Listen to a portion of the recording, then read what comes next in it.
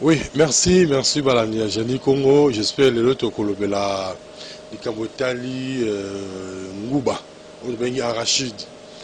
Batumingi Baebi Arachide, tout le monde peut, j'espère, hein, parce que ceux qui ont vu qu'il y a Nguba, c'est qu'ils ont joué dans la planète Ote.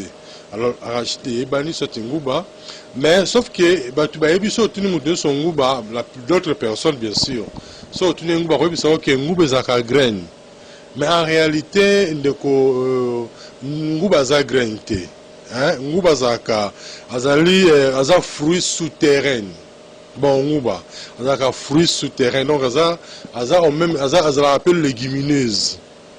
Nguba azali légumineuse au même titre que ma dessous, c'est pas dessous la légumineuse, il va que nguba opèse ka légumineuse. Faut bien le quoi.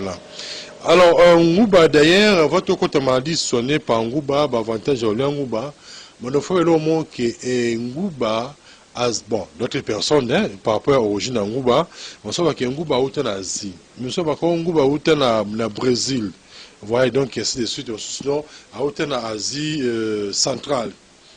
Mais d'une manière générale, Nguba dans la famille a Hypogea, donc, Hypogea, on a une famille, pardon, non signifie qu'il y a Nguba, mais famille n'est à Fabacé. Nguba dans la famille a Fabacé. Donc, nous avons fait personnes qui sont posées, numéro 081 81 14 3 6 5. 081 81 14 3 6 5 ou bien 089 62 68 038. Composez question là, comme un message, comme un message à 089 62 68 038. Alors, il disait que Nguba Azali légumineuse, a même un titre qui est Madessou, et puis Nguba aussi, David Azali fruits souterrains, Azalaka grainte. Et puis, actuellement, Nguba Azali a commencé au fruit le plus consommé. Pour ne pas parler graines le plus consommé, les fruits le plus consommé dans mon Nguba là. Alors, et puis, la protéine, la vitamine, Nguba a la protéine de belé, a la graisse c'est un Nguba, et la graisse c'est ma bête. La graisse par rapport à la graisse, il y a des poissons soso, la graisse à l'homme sous banyama, mais graisse à Nguba est vraie graisse. Et puis, Nguba a la vitamine B, la vitamine C, la vitamine E, la vitamine B3 aussi, Nguba. Et puis, il dépend aussi, Nguba dépasse largement Maki. Donc, Moto a le Maki, na Moto a le Nguba, Moto a le Maki, a le qui Moto a le Nguba. Mais il y a une personne. Donc, Moto a le Nguba. Exemple, je donne un exemple pour tout se comprendre. Moro ale Nguba. Ndeko Doudou ale Maki. Tout n'y a pas question. D'abord, on a bénéficié de la protéine belé. Ça moutou allié Nguba. Comprendre, hein? Parce que Nguba zali aleki largement. Donc, aleki musika moutou ale Maki, aleki pe moutou ale ngombe, moutou ale viande. Nguba aleki.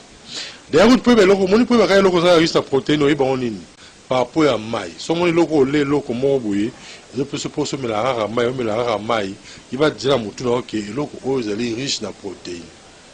Comprendre, hein? Alors, maintenant, vous baza la protéine est belée par rapport à mon tour maki, na mon tour viande. Alors, il dépasse aussi na ba minéraux, même na minéraux, même na calcium et l'équi en haut, même na magnésium aussi à l'équi. Alors, et ça aussi, na cholestérol T. C'est que les gens doivent savoir. Nous avons na cholestérol T. Ce qu'on savoir, nous avons na cholestérol T. Et puis, nous avons parmi les aliments les plus, bien, aliments le plus concentrés en substances nutritives. Il y a même un mot conseil à la bande amicale, souvent, quand il y a un nguba, bien l'air mingi, mais je vais vous expliquer même aussi l'avantage d'un mobile pour multiplier le pourcentage, il y a super, mais comment on peut vous aider, nguba, comment on pour multiplier pourcentage de spermatozoïdes. Mais déjà parce que l'émission la le rubrique de la tamuke, mais je voulais seulement vous dire que nous comment ça date le 11 au cas lobby, le 11 décembre où il y a lobby. N'a pas organisé conférence dans la carte à Carrefour des jeunes. Thème de la conférence est l'alimentation et les plantes pour éviter et traiter les maladies.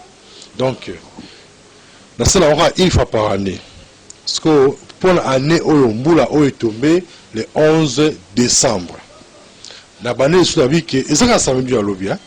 La vie thème est ali et l'eau connue nos coquilles colia et puis une plante nous conseille la pour que obi qui se va maladie.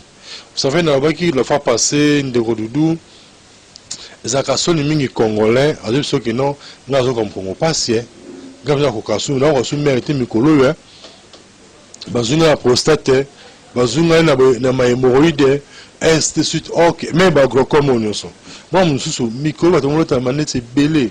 Or na Congo la biso nous avons beaucoup de aliments rolia au gros ça qui obika et puis ça milo rolé belé au gros appel préventif. Mais c'est pourquoi on a dit que les 11 au samedi, tu vas de 14 h car les 11 ans. Ça a joué mon con. De 14 h, plus tard 17 h, 18 h, tout ici. Là, je vais vous apprendre. On a la première hémorroïde, on a la première stérilité, on a un amium. On a expliqué l'on a ça là par rapport à la plante, on a la biso. Soit par rapport à l'alimentation pour que éradiquer soit si sur maladie nous soit dérange à mais je voulais aussi dire que nous cabal solo cabal solo tu n'as liaison à 4 à Carrefour des jeunes mon premier point nous souhaite na point abi au côté le point à Carrefour des jeunes des bureaux na rapeza gaona au côté na 4 au matin étage premier étage première porte au la bureau zawana au yé au commissi comme on a yo mais comme ça rate ko non yo tane ko moi wala mo za na wa fait parce qu'on a loué salle ça on les a loué ils ont fait parce que la seule fois parce que nous avons responsabilité la louer salle donc ceux qui ont quoi contribution na yo avant les fils que tu as $10 on va permettre aux gens se rendre bon là pour se voyer moi ndam voilà na équipe bon là on a loué le salle comprendre donc on va avoir quand même à beau côté. J'espère que ce n'est pas son livre pour Rosala, ce n'est pas son livre Rosala pour qu'on bénéficie de la connaissance. Mon souci a toujours été que mon génie comme cause appenda génie sur l'alimentation sur l'environnement oui bah plante au big samadi boye et là on a l'air à prendre la rubrique samadi boye comme j'ai toujours dit l'air à pour la rotonda mais l'air pour être à bonne santé.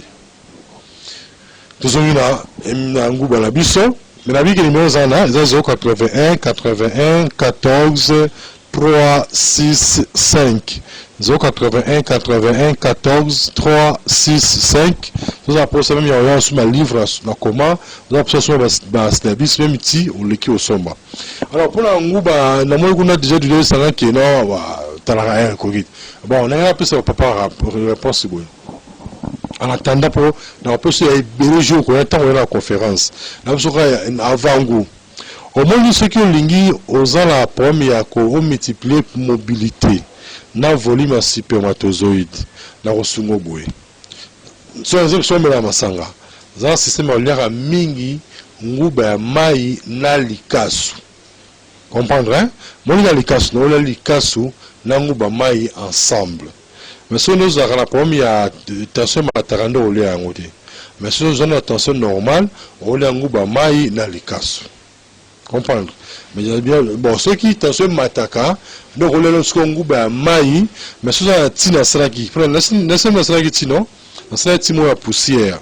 Tu vois là, ils ont pour la retraiter l'infection pulmonaire. En fait, ils ont préventif, ils ont curative. Pour l'infection pulmonaire, kosu, courbature, ils ont multiplié le pourcentage de super, mais la mobilité n'est pas. Comme je vous avais dit, que tu as sous mais là, atteint aux alentours de Covid-19 face à face, qu'on va rater, cela ne vient pas péter.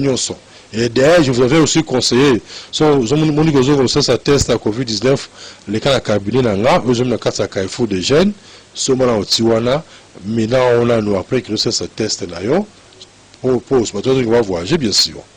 C'est ça. Nabi qui le 11 décembre, non, le 11 au Kaka, donc on a un Carrefour des jeunes, la conférence nous avons organisée, Nabi Zekozan Latifoya. Thème alimentation et le plantes appropriées pour éviter et traiter les maladies. Je parle de maladies parce qu'il y a plusieurs maladies causant raté. Je sais que ma chaîne est belle, ce n'est pas par hasard on dit chez nous. Ma chaîne est belle, mais ça va permettre aux chaînes européennes, on appelle Génie Congo, on peut communiquer. Alors, ce que Zangi, comme j'ai toujours dit, hasard et la raté. Zaki a bien la tendance de Zolo Kabemba, bien après, dans 089 62 68 038. 089 62 68 038. Comment prochainement la raison un peu moqué na Ngouba, après tout côté de l'homme. Merci, bye bye.